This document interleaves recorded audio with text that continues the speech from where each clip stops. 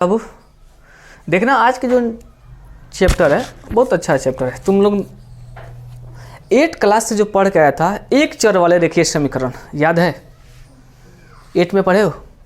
Same वही चीज़ है 2 चर वाले रेखीय समीकरण। कितने चर वाले? 2 चर वाले।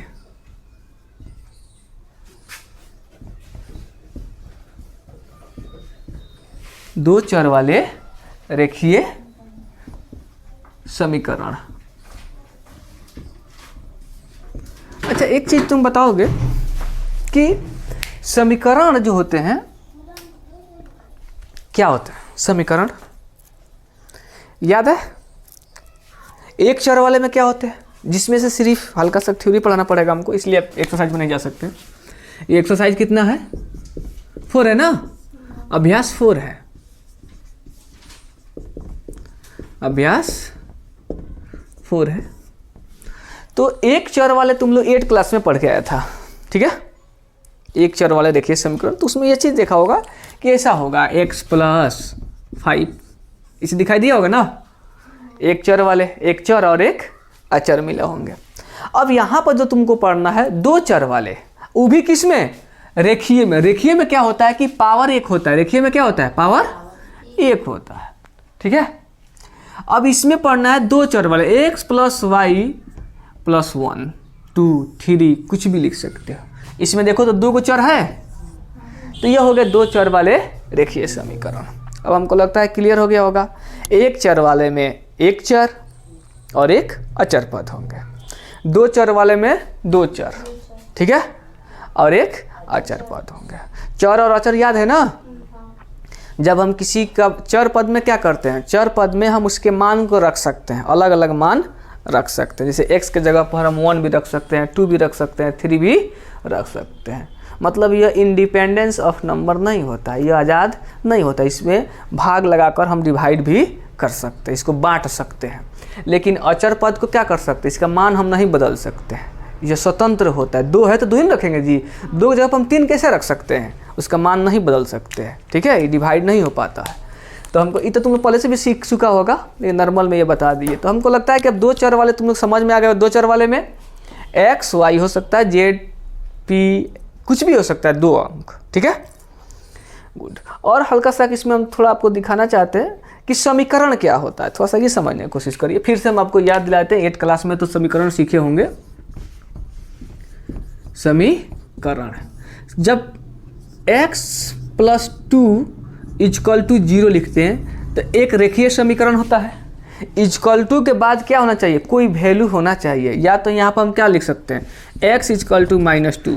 ये दोनों पक्ष, दायां पक्ष और बायां पक्ष है ना, इसमें 2 पक्ष, तो जितना x है उतना 2 है, जितना 2 है उतना x है। मतलब इसका वैल्यू है। जब उसका वैल्यू तर्जुई के तराजू पर जोखा जाए तो दोनों बगल वेट होता है ना जी। तो = के बाद से जब दोनों बगल वेट होगा, दोनों बगल अंक होंगे, दोनों बगल वैल्यू होंगे, उसको हम क्या कहते हैं, समीकरण कहते हैं। तो हमको लगता है क्लियर हो गया होगा। समीकरण में 2 पक्ष होते हैं, दायां पक्ष, बायां पक्ष, left hand side, right hand side. कोई डाउट? गुड, बहुत अच्छा बात है। तो आप लोग इस चीज़ सीख गए होंगे। हल्का सा हम आपको बुक का थ्योरी है, नॉर्मल चलते जाते हैं, थ्योरी आपको पढ़ा नहीं रहे, हल्का समझा रहे हैं। मतलब समझ में आ गया होगा ना ये चीज़, यही चीज़ उसमें लिखा हुआ है। उदाहरण नंबर 1 में आइए। पहले 2 चर वाले रेखीय समीकरण का फॉर्मूला होता है ax + by + c = 0। याद रहेगा? उसमें x² आपको मिलेगा 10th क्लास में, ठीक है। ax + by + c = 0। तो यह दोनों क्या हो जाते हैं, यह दोनों पद रहते हैं चर। कौन? देखिए यहाँ पर x है, यहाँ पर y है, तो कौन है, ये दोनों पद क्या हो गए, चर पद है। और यह c क्या है, अचर पद है, ठीक है। हमको लगता है क्लियर हो गया होगा। तो ये आपको 2 चर वाले रेखीय समीकरण का फॉर्मूला है, सब इसी पर हम लोग इस्तेमाल करेंगे, इसी का प्रयोग करके पूरे एक्सरसाइज को बनाएंगे, ठीक है। अब उदाहरण नंबर 1 में देखिए लिखा हुआ है कि नीचे दिए गए समीकरण ax + by + c = 0। = 0 रहेगा तो आपको कैसे पता चलेगा वो क्या है, वो एक समीकरण है। जब = के बाद से कोई वैल्यू रहेगा तो कोई अंक है, कोई ना कुछ वैल्यू है, तो वह समीकरण है। तो 2x + 3y = 4.37। अब समझना बाबू, ये चीज़ को हल्का हम एक उदाहरण नंबर 1 को समझा रहे हैं और बनाने की कोशिश करते हैं, फिर बाद में आपको आ जाएगा कि वह क्या चीज़ लिखा हुआ है, क्या बनाना है। ठीक है,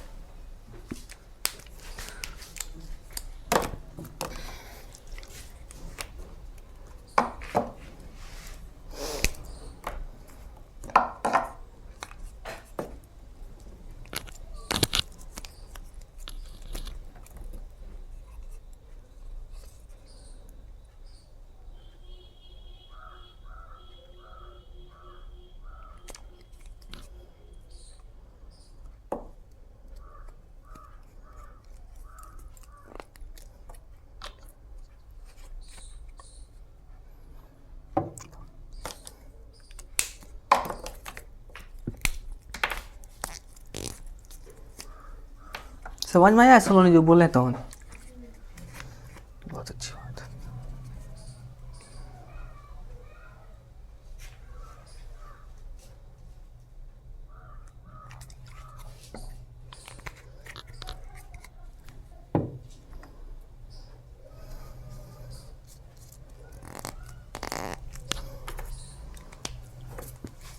चलो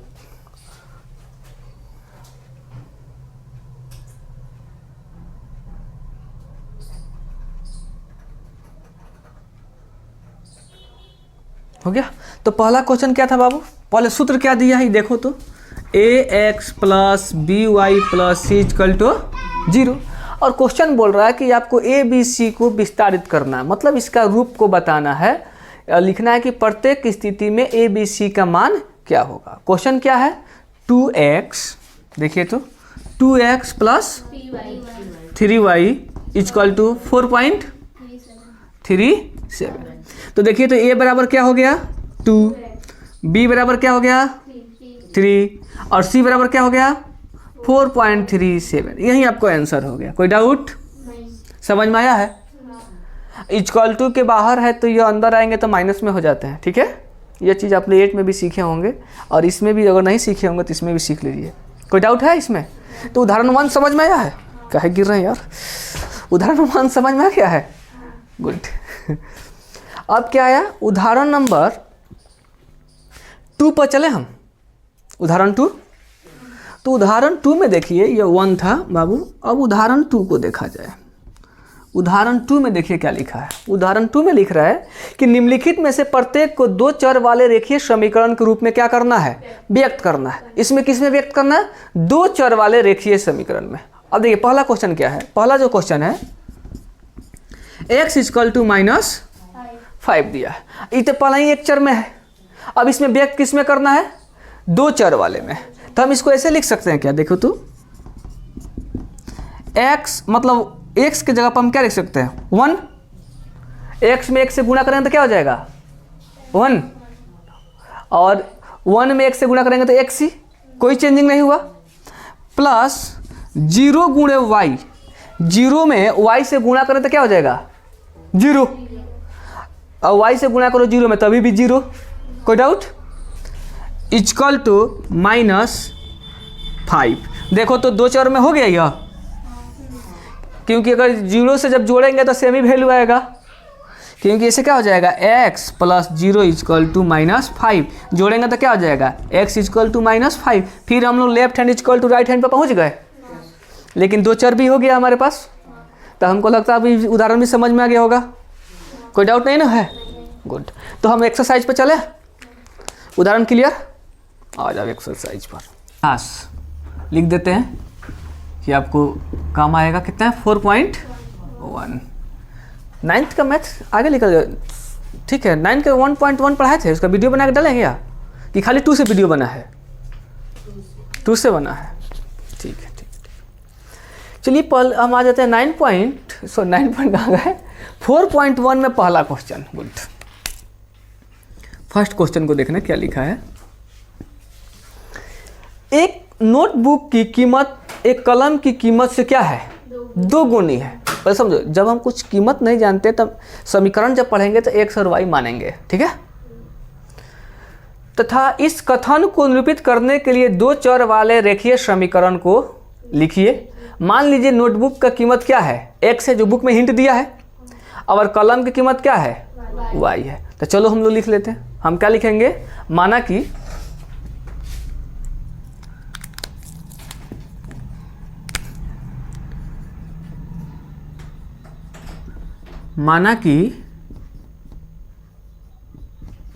नोटबुक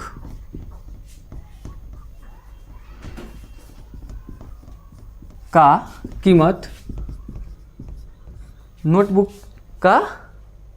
कीमत कितना है, 100 रुपया है। कीमत 100 रुपया है। और क्या पूछा है, कलम की कीमत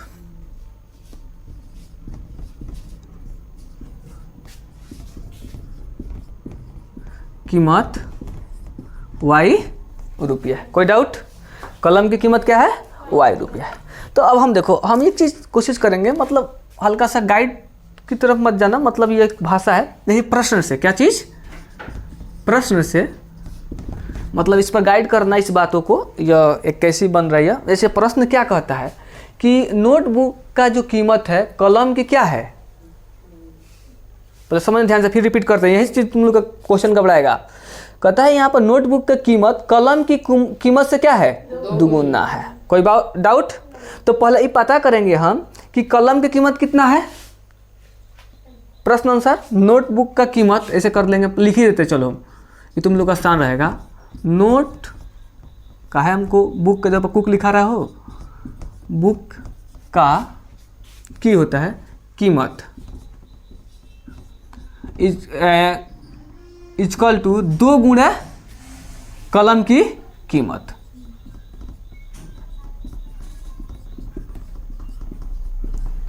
ऐसा सही है, 2 गुना है तो 2 से गुना कर दिए। तो नोटबुक की कीमत कितना है, x, तो ये कितना हो जाएगा 2y। कोई डाउट नहीं। अब देखना है इस पर से, अब रेखीय समीकरण के रूप में व्यक्त करना हम लोग को, ये ना व्यक्त करना है। तो हमको 2 चर में चाहिए था, कट गया लाइट, इस पर प्रभाव पड़ा। हम क्या समझा रहे थे यहाँ पर, हमको x इक्वल टू क्या मिला, 2y। हम इसको ऐसे लिख सकते हैं, x इक्वल टू के जगह पर इधर से लाएंगे तो क्या हो जाएगा, -2y इक्वल टू 0। ये हो गया 2 चर वाले देखिए समीकरण। तो आप इसे नोट कर लीजिए बाबू। अब 1 नंबर तक क्लियर हो गया। अब कितना नंबर आ जाएगा, 2 नंबर। 2 नंबर में एक बार में पूरा बना दिया जाए। फटाफट तुम लोग हिंट देते चलना, खाली क्वेश्चन समझा देते हैं। निम्नलिखित में से रेखीय समीकरण को, क्या चीज़, रेखीय समीकरण को, अब तुम लोग को रेखीय, देखो अभी इंट्रोडक्शन दिए थे हम, किताब का परिचय हो वहाँ से दोनों आदमी हमेशा 5 मिनट लेटर से आना, 5 मिनट लेट कौन कहता है, तुम आधा घंटा 40-40 मिनट लेट आता है बेवकूफ़। तो वीडियो में सब बोले होंगे, सब रिकॉर्ड होगा, उसको जाकर देखना और नोट करके लिखना सब बैठ कर। फ्री में आना फ्री में जाना, 10 में मजा आएगा।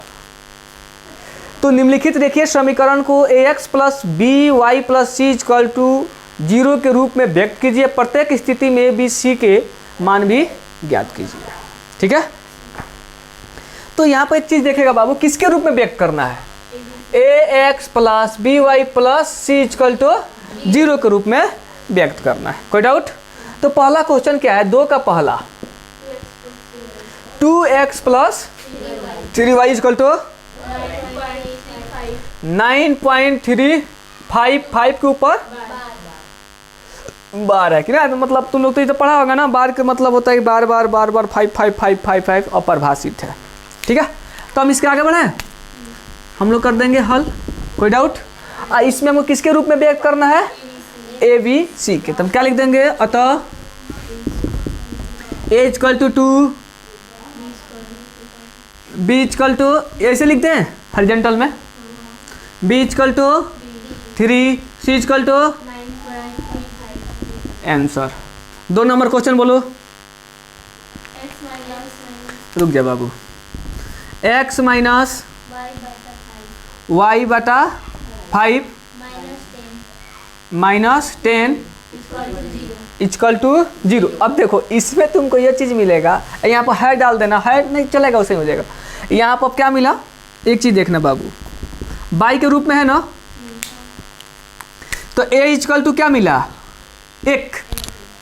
ठीक है, b = क्या मिला, -1/5, माइनस, और सी इक्वल टू क्या मिला, -10।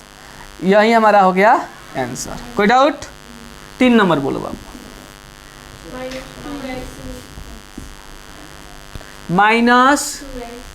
-2x plus 3y equal to 6 बनाए। a इक्वल टू क्या मिला बाबू, -2। b इक्वल टू क्या मिला, c इक्वल टू क्या मिला, 6। हो गया आंसर। तो बोलो क्वेश्चन। हमको लगा क्या बोलेगा तुम लोग, इसीलिए रुक गए थे। x इक्वल टू 3y हो गया। अच्छा, a इक्वल टू, तब इसमें क्या हो जाएगा, a equal to 1, b equal to क्या होगा, b इक्वल टू 3, और c इक्वल टू क्या हो जाएगा। हाँ, अचर पद तो दिया ही नहीं है इसमें। अचर पद कहाँ दिया है, तो c इक्वल टू हमको मिलेगा क्या चीज़, यह पता करना है। जब कुछ नहीं होता है तो क्या चीज़ लगाते हैं, नहीं 1 लगाते हैं तो वैल्यू हो जाएगा 0। आपको सिखाए थे वहाँ थ्योरी पर कि ऐसे लिख दीजिएगा x into 1 plus 0 into Y, ऐसे सिखाए थे। तो वहाँ ऐसा ही लिख देते अपने 0 इंटू सी, तो इसका वैल्यू भी 0 हो जाता है ना, टोटल मान। ठीक, तो यह चीज़ को सीखा करिए। तो यही हो गया आपका आंसर। कोई डाउट? इस सब का आंसर देता है बुक में, तो मिला लेना, नहीं तो पता चले कि आंसर लगो। चलो आगे बाबू बताओ, कौन नंबर, 5 नंबर बोलो। 2x equal to -5y। कहाँ पर, 3 में हाई -6 है, तो इक्वल टू किधर आएगा, सॉरी हाँ, तो इधर ला लो। पहले इसको देखिए, समीकरण में कन्वर्ट करना था, यह चीज़ हमने ध्यान नहीं दिया। बढ़िया से क्वेश्चन देख लेना। सॉरी, इसमें गलती नहीं हुई। इक्वल टू तो भी माइनस में होगा, सी इक्वल टू ये भी माइनस में होगा। इक्वल टू में था, ध्यान देखो, पहले क्वेश्चन पर सॉल्व करना था। सॉरी, ये मिस्टेक हुआ, मेरा गलती है। आपको हमको ना इसको पहले लिख देना था इस तरह से। आपको हम ऐसे लिख देते, ये जो क्वेश्चन है, इस क्वेश्चन को हम ला देते इस फॉर्म में। किस फॉर्म में, 2x प्लस 3y माइनस 9.35 के ऊपर बार इक्वल टू 0। अब आपको समझ में आ जाता, क्लियर हो जाए। ठीक है, तो हम सारी क्वेश्चन पर दोहरा दें ऐसे। यहाँ पर x माइनस वाई बाई 5, यहाँ पर माइनस में 10 तो पहले से दिया, इसमें दोहराने की आवश्यकता नहीं, तो दिया है। इसमें हमने लिख देते हैं इस चीज़ को, यहाँ पर ब्रैकेट में डाल दें। चलिए थोड़ा सा इसको ऊपर क्वेश्चन को लिख देते हैं और फिर से लिख देते हैं, आपकी परेशानी खत्म हो जाएगा बाबू। 3 नंबर क्वेश्चन है। क्वेश्चन क्या है, -2x plus 3y equal to 6। तब इसको ऐसे लिख सकते हैं, -2x plus 3y minus 6 equal to 0। अब आपका क्लियर हो गया। सेम इसको भी हम लिख दें, ऐसे लिख दें। चलो यहाँ पर समझना थोड़ा सा, सॉरी देखो एक मिस्टेक से कितने, इसीलिए आंसर देखते रहना थोड़ा थोड़ा। x माइनस 3y, अब देखो c के मान है ही नहीं, c के मान पता नहीं है, तो प्लस में दे देंगे, प्लस 0.c पॉइंट, मतलब यहाँ पर इंटू हो जाएगा, गुणा काम करेगा। अब हम कहा जाएगा a equal to 1, b equal to -3 और c इक्वल टू 0। ये हो गया हमारा आंसर। चलो अब 4 नंबर बताओ तो बाबू। अब सॉरी 4 नंबर था ना, 5 नंबर आप क्वेश्चन बोलो। 2x है इक्वल टू -5y, ये ना है। तो पहले हम इसको ऐसे लिख सकते हैं, देखो तो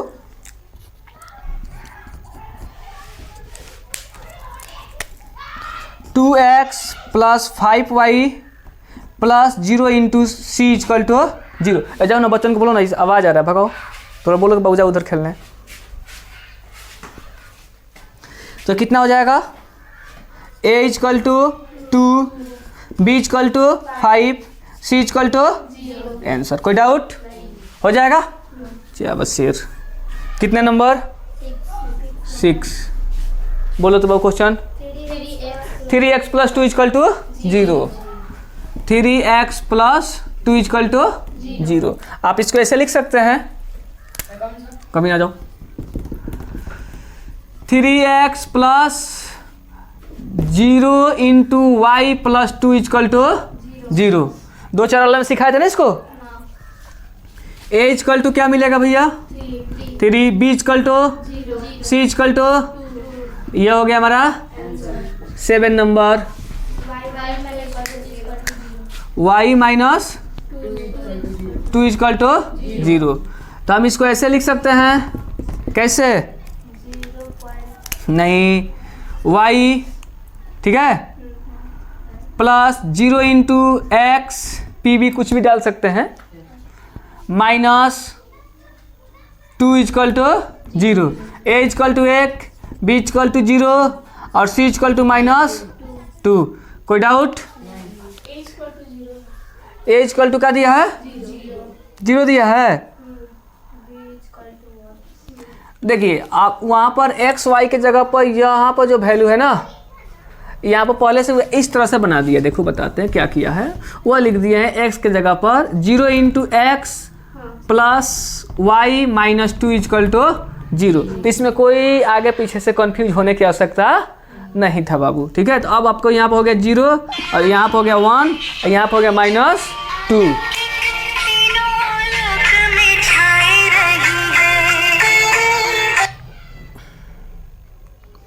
हो जाएगा? कोई डाउट है? गुड, बन जाएगा। अब कितना नंबर क्वेश्चन है 8। बाप रे कितना क्वेश्चन दिया है भैया, लास्ट है 8 नंबर क्वेश्चन। बोलिए बोलिए तो 5 इजकल टू 2x हो गया। गुड, इसको हम ऐसे लिख सकते हैं। देखिए तो इसको हम ला दें इस तरह से, इसको ट्रांसफर कर दो उधर, ठीक है। तो हम इसको ऐसे लिख सकते हैं 0 equal to 2x plus 0 into y minus 5। कोई डाउट? तो a बराबर क्या मिल गया 2, b इजकल टू क्या मिला 0 और c इजकल टू क्या मिला -5। यही हमारा क्या हो गया आंसर। तो पूरे क्वेश्चन समझ में आया है?